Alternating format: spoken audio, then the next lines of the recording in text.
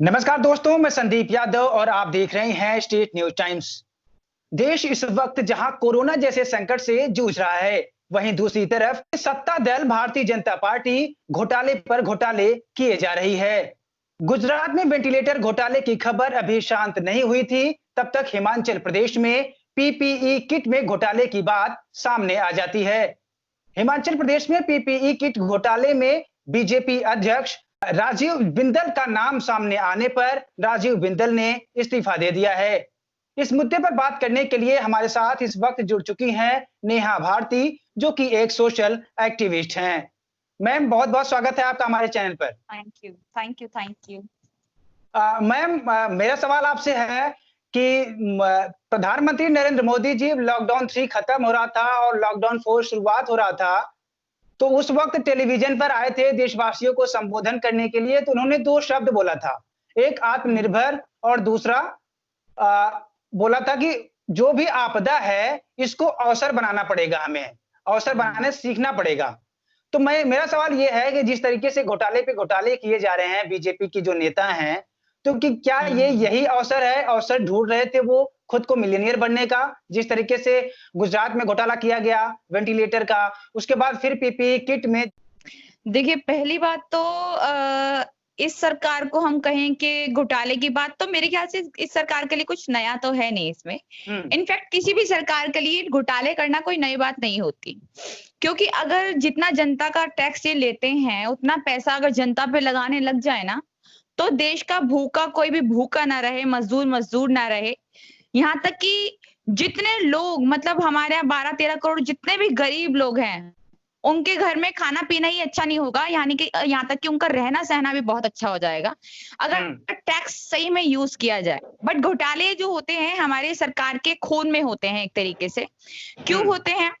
कि मैं इसी सरकार की बात नहीं कर रही, हर एक सरकार की बात कर रही हूँ। पर इस सरकार ने सबके रिकॉर्ड तोड़ घोटाले किए हैं। देखिए ये जो हो रहा है हमारे यहाँ कोरोना काल चल रहा है, उसमें हम ये वाला घोटाला नहीं देख रहे हैं। हमें हमारे सामने जो जैसे वेंटिलेटर घोटाला आया है, उसमें अगर रिकॉर्डिंग आ गई तो हमें पता चल गया कि हाँ भाई इन्होंने घोटाला किया है। बट जिनकी नहीं आती है उनका तो हमें पता ही नहीं चलता है। उनका तो हमें मालूम पड़ता ही नहीं है। गुजरात में जो घोटाला हुआ वेंटिलेटर घोटाला, वो हमें पता चला क्योंकि उसके कुछ सबूत हमें मिल गए, हमें पता चल गया। बट ये बताइए कि जो लुटियन जोन्स में इन्होंने पैसा लगाया है, उसको खूबसूरत बनाने के लिए जो पैसा लगाया है, उसको हम घोटाला नहीं कहेंगे। वो भी बहुत तगड़ा घोटाला है। मतलब जिस तरह हमारे भारत के हाल हैं, मजदूर लगातार मर रहे हैं, हमारे भारत की बहुत बुरी हालात हैं और हम वहाँ पर लुटियन जोन सजाने के पैसे दे रहे हैं, उसको खूबसूरत बनाने के पैसे दे रहे हैं। जो संसद है उसमें काम करवा रहे हैं, हजारों करोड़ रुपए आप उसमें लगा रहे हैं और जो यहाँ से फंड हमारी जितने भी जो एक्टर एक्ट्रेस हैं और बड़े-बड़े उद्योगपति हैं, वो जितना भी उन्होंने टैक्स मतलब पैसे जो दिए हैं, मतलब कोरोना फंड जो दिया है रिलीफ फंड इन्होंने पीएम रिलीफ फंड जो बोला, देखिए पीएम रिलीफ फंड का सबसे जो एक नाम है ना, वो है घोटाला फंड। सबसे बड़ा घोटाला उसी में हो जाता है। क्यों? क्योंकि वो जितना भी पैसा है, उनमें से 1 रुपया भी अभी तक किसी गरीब पे नहीं लगा है, ना किसी मजदूर पे लगा है, ना ही हम जैसे मिडिल क्लास लोगों को कुछ मिला है। तो उस घोटाला वो सबसे बड़ा घोटाला है हमारे यहाँ जो इन्होंने पीएम रिलीफ फंड दिया। पहली बात जो भी मतलब रिलीफ फंड एक हर सरकार का एक रिलीफ फंड होता है, ठीक है ना? उन्होंने बोला कोरोना पीएम रिलीफ फंड जो इन्होंने बोला कि हम सिर्फ कोरोना में ही यूज़ करेंगे, वो जो नॉर्मल पीएम रिलीफ फंड होता है उसमें नहीं आएगा। मतलब जो भी आपदा जैसे होते हैं उसके लिए सब हमेशा पैसे देते ही हैं। तो वो वाले फंड वाला फंड, ये वाला फंड दोनों सेम नहीं है। कोरोना फंड अलग है और ये वाला फंड अलग है। तो हम ये वाला जो फंड आप दे रहे हैं, ये सिर्फ कोरोना पे ही यूज़ किया जाएगा। वो कोरोना के लिए कितना यूज़ हुआ ये तो हमें पता है। बात करें पीपीई किट की, हाँ, बात करें पीपीई किट की, तो पीपीई किट में जो ये घोटाला जो सामने आया है, हिमाचल प्रदेश का जो घोटाला है, इससे पहले भी पीपीई किट में घोटाला हो चुका है। वो हम शायद वो बात इतनी उभरी नहीं तो इसलिए हम समझ नहीं पाए कि जो बाहर से इन्होंने चाइना से पीपीई किट मंगाई, यहाँ तक कि किट तो कहीं और से आ रही थी, वो हल्के कम पैसों में भी दे रहे थे। बट जो चाइना से इन्होंने किट मंगाई वो बिल्कुल खराब साबित हुई। सिर्फ 5% यूज हुआ, 95% वो किट खराब साबित हुई। 95% मतलब यानी ये सोचिए कि आप उस किट ने कितने कोरोना पेशेंट्स हमारे भारत में फैलाए। वो भी बहुत बड़ा घोटाला था। जी जी, सवाल ये है, एक सवाल और मन में आ रहा है कि जिस तरीके से जो पीएम जो बनाए थे फंड के पीएम केयर के नाम से बनाए थे, जो तमाम दिग्गजों ने उसमें फंड दिया था, तो उससे कितना गरीबों को फायदा पहुंचाया गया। और जिस तरीके से अभी आप देखे होंगे काफी ज्यादा हाईलाइटेड है मुंबई के सोनू सूद जो कि सोनू एक्टर हैं। सूद जी।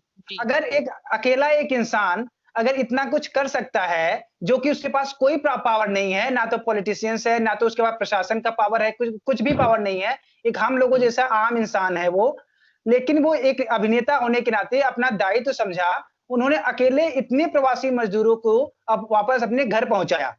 लेकिन उसने क्या, जो पीएम केयर फंड में दान किया गया था, तो सरकारें ऐसा क्यों नहीं कर पा रही हैं? देखिए पहली बात तो काफ़ी सारे लोगों ने निर्णय लिया कि हम पीएम रिलीफ फंड में पैसे देंगे नहीं। उन्होंने बोला जितनी हेल्प होगी हम कर पड़ेंगे, खुद करेंगे मज़दूरों के लिए। क्योंकि सबको पता है, चाहे तो होशियार इंसान हो या फिर एक्टर हो या फिर किसी भी तरह अगर कोई इंसान है, पढ़ा-लिखा इंसान है, उसे ये मालूम है कि मैं फंड दे रहा हूँ यानी अपने पैसे मैं फेंक रहा हूँ बीजेपी के झोले में। जो झोला उठा के मोदी जी चल पड़ेंगे कभी भी, और वो चल भी पड़े हैं। मोदी जी ने अपने झोले में सारा पैसा भरा है, वो सारा उठा के चल बड़े हैं, अब वो इलेक्शन के लिए टाइम में काम आएगा। तो मेन बात ये है, हमारी सोनू सूद जी जैसे हैं, वो 12,000 से ज्यादा मजदूरों को अपने घर पहुंचा चुके हैं। अब उनको किसी चीज की मनाही नहीं है। अब ये नहीं कह रही कोई सरकार के हमारे यहाँ ये मजदूर नहीं आएंगे, बट जब सरकारों को हेल्प करनी होती है तभी ये बात कैसे आ जाती है कि भैया हम यहाँ पर नहीं आने देंगे। जैसे बिहार ने यूपी को मना कर दिया, दिल्ली को बिहार ने मना कर दिया। इसका मतलब ये साफ-साफ संकेत है कि जो सरकारें हैं वो करना नहीं चाहती। वो करना ही नहीं चाहती है, वो सिर्फ बहाने ढूँढती है कि ये हमें मना कर रहे हैं, हम तो भेज रहे हैं। फिर वो वाले बोलते हैं कि भैया हम तो नहीं चाहते हमारे यहाँ कोरोना पेशेंट्स आ जाए, और वहाँ पे हो सकता है उन लोगों को कोरोना हो, तो हमारे यहाँ बिहार में कोरोना नहीं है, वो यहाँ पर आके फैला देंगे। तो ये इस तरह से सिर्फ जी। हाँ, सरकार बहाना बनाती है कि सामने वाले सरकार के पास आरोप मढ़ दिया जाए, जैसे कि मजदूरों में ये संदेश ना जाए कि सरकार करना नहीं चाहती। बिल्कुल यही बात है। देखिए अगर सरकारें सही में नहीं करना चाहती, मान लीजिए कि सोनू सूद हैं, वो अब मजदूरों को अपने घर भेज रहे हैं, उनमें से कोई यूपी का है, उनमें से कोई बिहार का है। अब बड़ी संख्या में है, कोई 1,000 है, कोई 2,000 है, कोई 3,000 लोग हैं। अब वो यूपी बिहार जा रहे हैं, तो उन्हें कौन सी सरकार मना कर रही है कि मत आओ भैया, तुम्हें कोरोना होगा?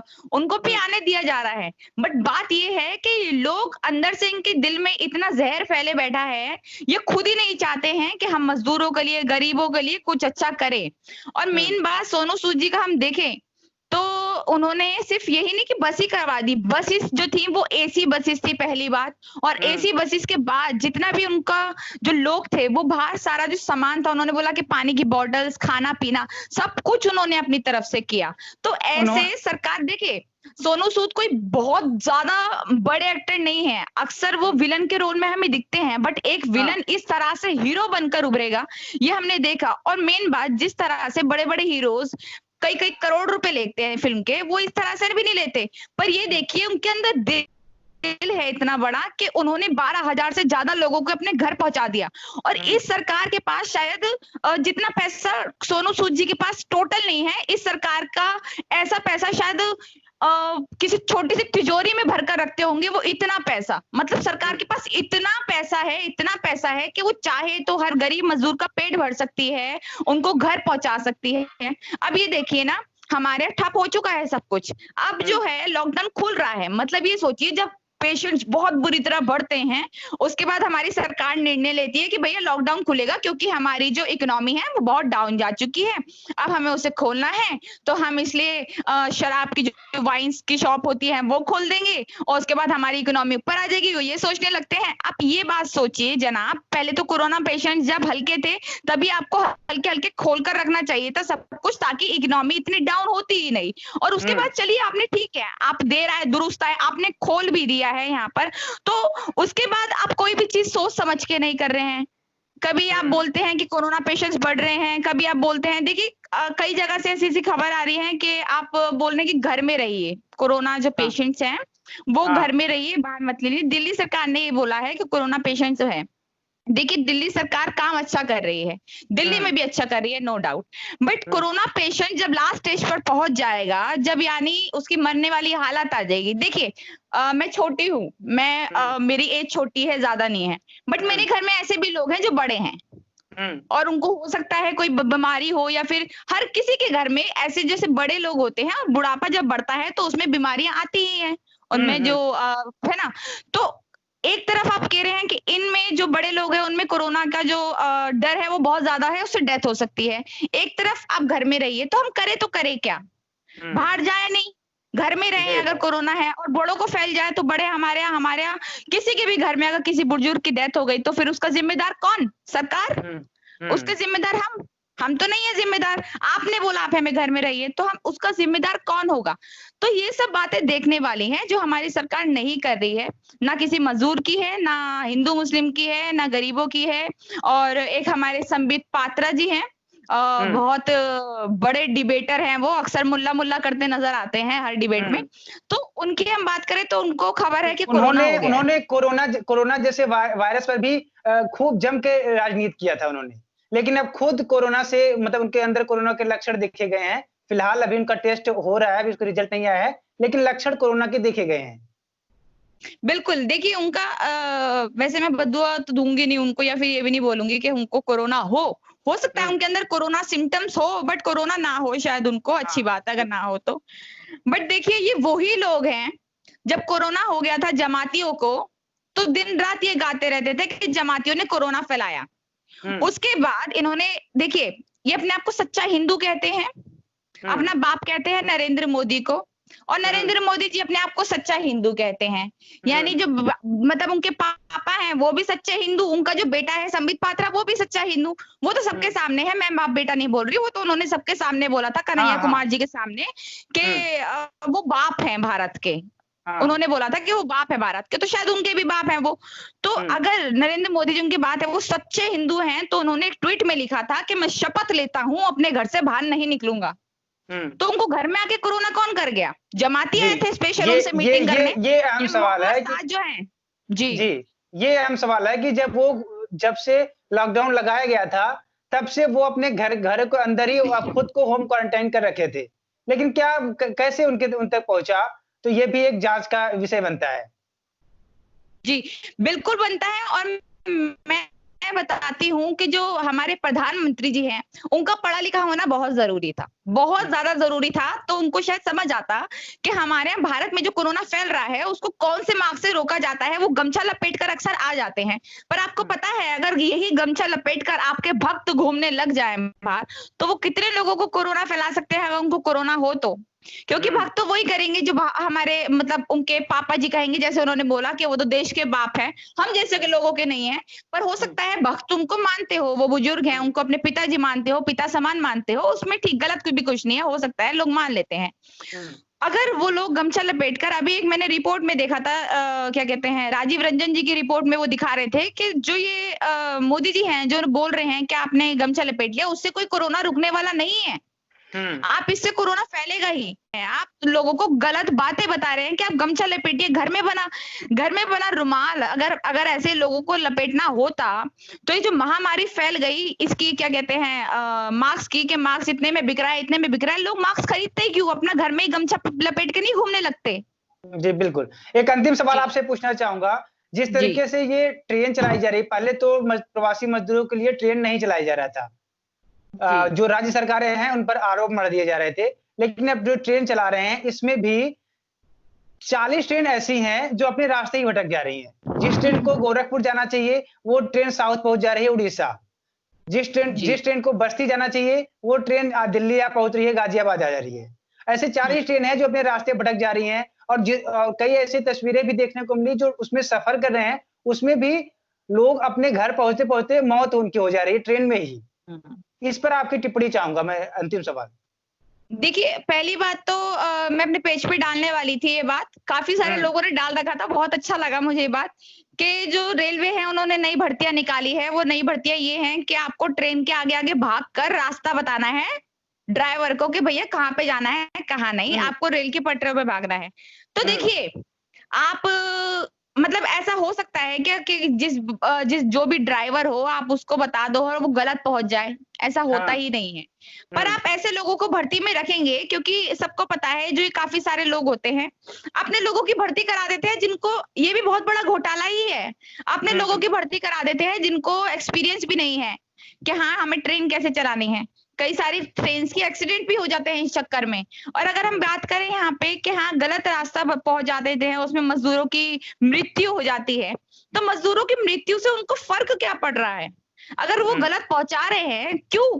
क्योंकि उसमें मजदूर बैठते हैं। उस ट्रेन में, जो ट्रेन इधर उधर जा रही है, उस ट्रेन में मजदूर बैठे हैं, अनिल अंबानी, मुकेश अंबानी नहीं बैठे। अगर उसी ट्रेन में कुछ अमीर वर्ग के लोग बैठे होते ना, तो वो शायद जो ड्राइवर है ना, उसको जहां पहुंचाना है ना, वो उसके भी अंदर घुसाकर पहुंचाकर आता उनको। क्यों? क्योंकि वो अमीर थे। बट गरीबों के लिए कोई भी ड्राइवर बैठा दो, क्या जा रहा है? मजदूरों के लिए कोई भी ड्राइवर बड़ा बैठा दो, वो क्या जा रहा है? उनको तो बस ये है कि कहीं पे भी पहुंचा दो, और जहां पहुंचा दो कि उसके बाद उनको अपने आप जाना पड़ेगा, और मर रहे तो मरने दो, क्या जाता है? उनका तो कुछ जाता ही नहीं है। बात यही है ना कि वो कल भी उनको ही वोट दे रहे थे, वो आज भी उनको ही वोट देंगे, क्योंकि उनको, वो बेचारे अनपढ़ हैं, वो होशियार नहीं है, इतना अच्छा बुरा अपनी तरह सही से नहीं जानते हैं वो। उनको आप इमोशनली अत्याचार करके अगर मना लेंगे, वो तो शायद मान भी जाएंगे कल भी। आप आने वाले इलेक्शन में भी मनाएंगे, उनको मान जाएंगे शायद। पर बात ये नहीं है कि वो मान जाएंगे, बात ये है कि आप उनका कितना गलत यूज कर रहे हैं, आप कितनी बुरी तरह से बहका रहे हैं उनको। और ट्रेन में आप क्या देते हैं उनको खाने पीने के लिए? ट्रेन में क्या देते हैं, क्या दिया जाता है उनको, बताए कोई? ट्रेन का खाना देखिए आप, उसका कोई ढंग का खाना नहीं होता। लोग बाहर से जो ट्रेन में जो छोटे छोटे एक तरीके से खोखे टाइप जो बने होते हैं लोगों के लिए, उनको लूट रहे हैं लोग।